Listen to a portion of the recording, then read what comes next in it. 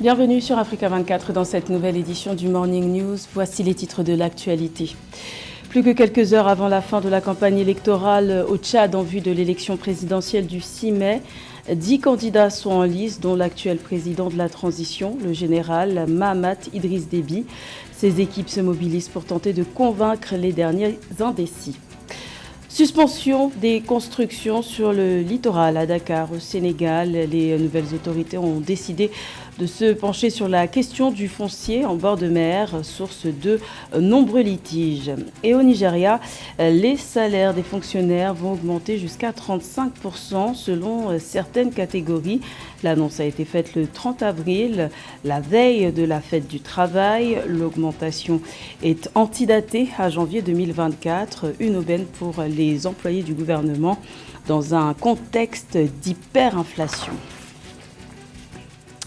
J-3 avant l'élection présidentielle du 6 mai au Tchad.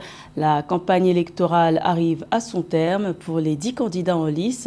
Parmi eux, il y a le président de la transition, le général Mahamat Idriss Déby, qui porte les couleurs de la coalition Tchad Uni. Son collectif Marchons avec Mahamat tente de convaincre les derniers indécis.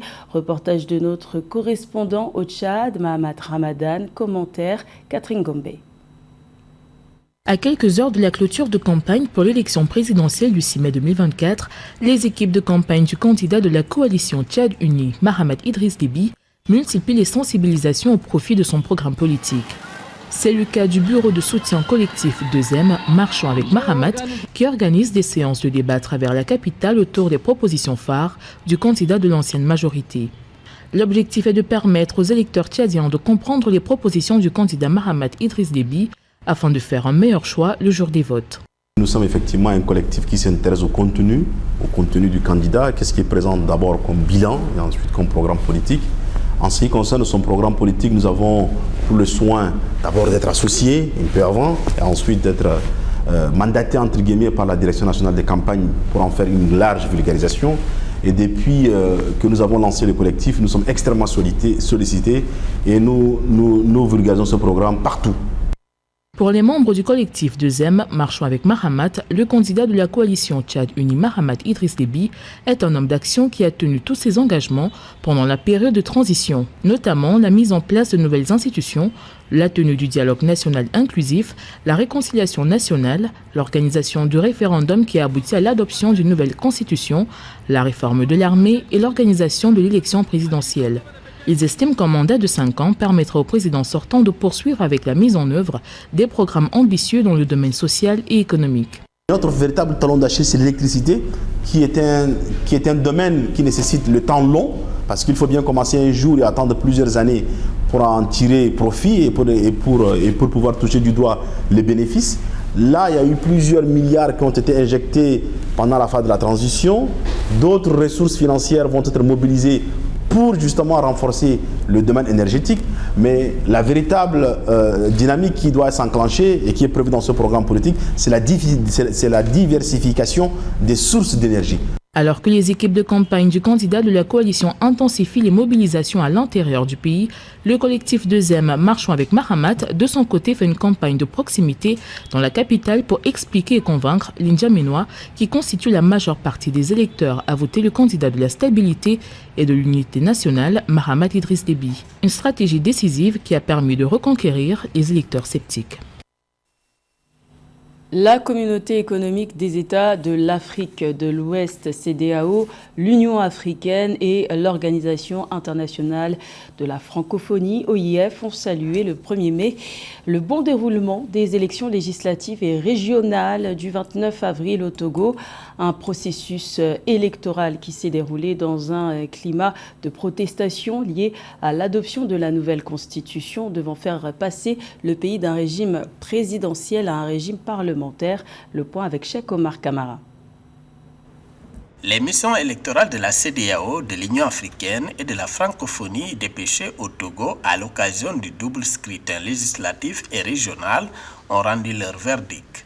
Dans un communiqué conjoint du 30 avril 2024, les organismes africains et francophones ont loué le bon déroulement du processus électoral et la tranquillité qui a marqué le jour du scrutin. Les missions expriment leur satisfaction quant à l'absence d'incidents sécuritaires lors de cette journée cruciale. Tous les discours de l'Union africaine, de la CEDEAO, etc., on sait ce que ça vaut. Ils sont entre copains et par rapport à cela, personne ne veut nuire à l'autre. Même quand il y a eu d'énormes élections frauduleuses dans ce pays, la CEDEAO n'a jamais rien dénoncé. Donc par rapport à tout ça, tout ce qui est dit, de mon point de vue, est un non-événement. Soulignant la nécessité de maintenir la paix et de renforcer la démocratie et l'état de droit, les délégations de la CEDEAO, de l'Union africaine ont appelé les parties prenantes à tout mettre en œuvre pour privilégier le dialogue et la concertation et à recourir aux voies légales en cas de contestation. Elle souligne l'importance de la sécurisation des opérations de compilation et de centralisation des suffrages, ainsi que de la publication des résultats du vote dans les formes et délais prescrits par la loi. Au Togo, ici, les réseaux sociaux sont pleins de fraude électorale avec des vidéos. Et par rapport à tout cela, on dit qu'il ne s'est rien passé pour l'essentiel. Ça fait sourire de toutes les façons. Et puis, quand on voit déjà les scores mirobolants plutôt que s'offre le régime par rapport à l'opposition, donc on sent bien que cette élection est encore une mascarade de plus. Ça ne surprend pas grand monde dans la mesure où on sait qu'il ne peut en être autrement. Ainsi, le double scrutin qui s'est déroulé lundi 29 avril 2024 dans le calme au Togo devrait permettre de renouveler l'Assemblée nationale avec 113 députés et d'élire pour la première fois 179 conseils régionaux du Sénat, selon la nouvelle institution mise en place. Également dans l'actualité, c'est une première en Égypte, une banque numérique sera lancée au dernier trimestre 2024 après l'obtention de la licence d'exploitation. Son nom, OneBank. Mistre Digital Innovation, la filiale de Banque Mistre, a obtenu ce jeudi l'accord préliminaire de la Banque centrale d'Égypte. OneBank va proposer une gamme de services bancaires exclusivement en ligne. Il s'agit d'une mesure en faveur de la transformation numérique et de l'inclusion financière. Le Zimbabwe met en place une énième mesure pour tenter de remettre l'économie nationale sur les rails. Une nouvelle monnaie a été inaugurée début avril en remplacement du dollar zimbabwéen. Il s'agit du Zimbabwe Gold, aussi appelé ZiG. Le démarrage s'est fait en douceur puisque pour l'instant, le retrait d'argent en espèces est limité. Les précisions de Catherine Gombey. Introduite par voie électronique début avril 2024, le Zimbabwe Gold ou ZiG est officiellement en circulation depuis le 30 avril.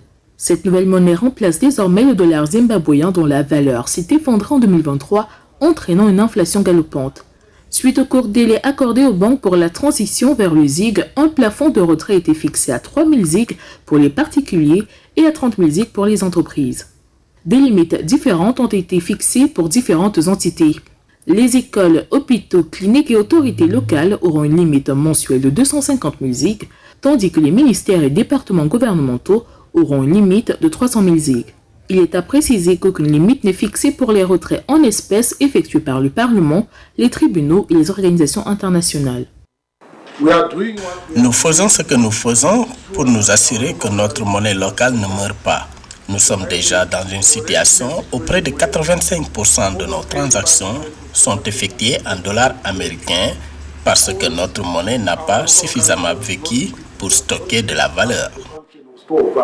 Il est à noter que la dénomination la plus élevée de la nouvelle monnaie produite localement et garantie principalement par l'or sera le billet de 200 ZiG d'une valeur d'environ 15 $.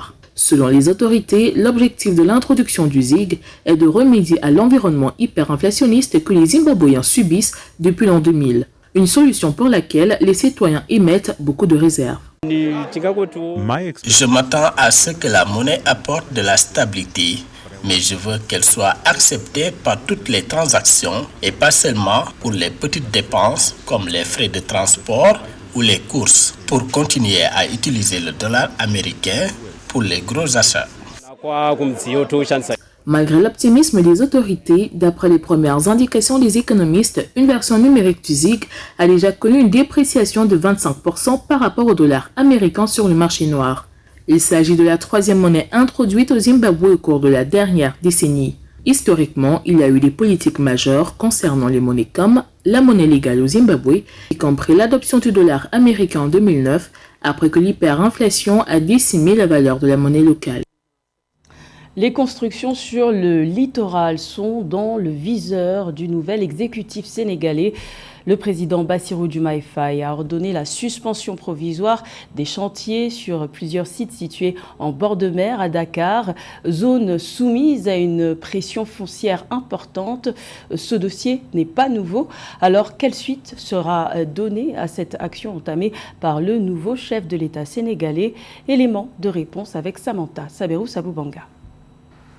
L'État du Sénégal a ordonné la suspension de toutes les constructions sur le littoral à Dakar, Thiès, Mbour et Saint-Louis. Une lettre datée du 29 avril 2024 du ministère des Finances et du Budget révèle l'information. À ce titre, le directeur de la surveillance et du contrôle de l'occupation du sol a annoncé appliquer les directives des autorités étatiques. Vous savez qu'ils ont fait arrêter toutes les constructions sur le littoral, sur la corniche, depuis avant-hier, et je m'en réjouis personnellement. Tout est arrêté. Sur instruction du ministère des Finances, les services des domaines et du cadastre ont suspendu les demandes de bail dans les localités de la capitale et environ. C'est entre autres Diobène, Gondiol, Saint-Louis, Hambourg et à Thiès. Les tenants du nouveau régime semblent à l'évidence décidés à mettre de l'ordre dans le littoral soumis à une exploitation foncière excessive avec la prolifération d'immeubles, hôtels et de villas de luxe. Le domaine public est pour le public. Le littoral, c'est pour tout le monde.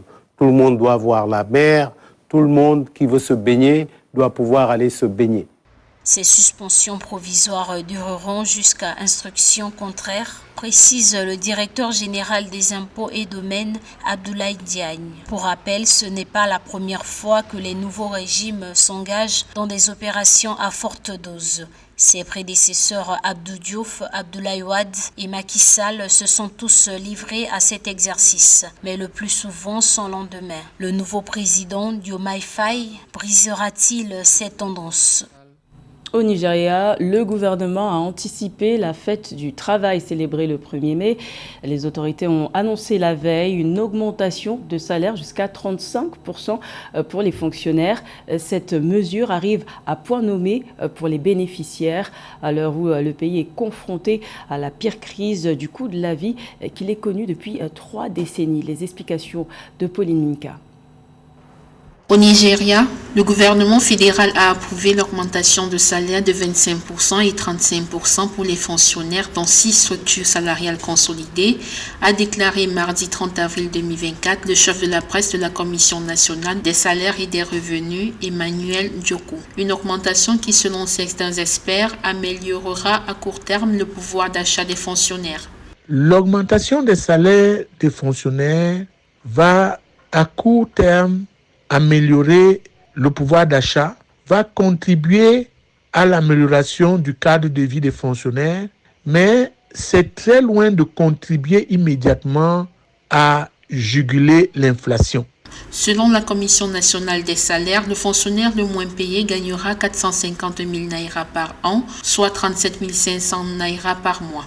L'augmentation concerne tous les employés du gouvernement fédéral, y compris ceux des secteurs de la santé, de l'éducation et de la sécurité. Depuis 2019, le salaire minimum nigérien est fixé à 30 000 naira par mois, un montant qui vaut désormais moins de $20 avec la dévaluation du naira. L'inflation devrait appeler à la réduction de certaines taxes sur la consommation, à la réduction de certaines entités liées à la dépréciation de la monnaie. Parce que l'une des raisons de la baisse du pouvoir d'achat ou de l'inflation au Nigeria vient du fait que les naïras ont la peine à acheter des devises fortes pour des produits d'importation. Par ailleurs, les Nigérians sont confrontés à une inflation de 33,20%, la plus élevée depuis 28 ans après que le gouvernement a supprimé une subvention populaire à l'essence et le contrôle des services étrangers, ce qui a affaibli la monnaie naira. La régularité de l'électricité du pays a augmenté au mois d'avril les tarifs pour certains consommateurs, alors que le gouvernement tente de serrer l'économie des subventions afin d'alléger la pression sur les finances publiques. C'était le journal de la rédaction. Merci de l'avoir suivi. L'information continue sur Africa 24.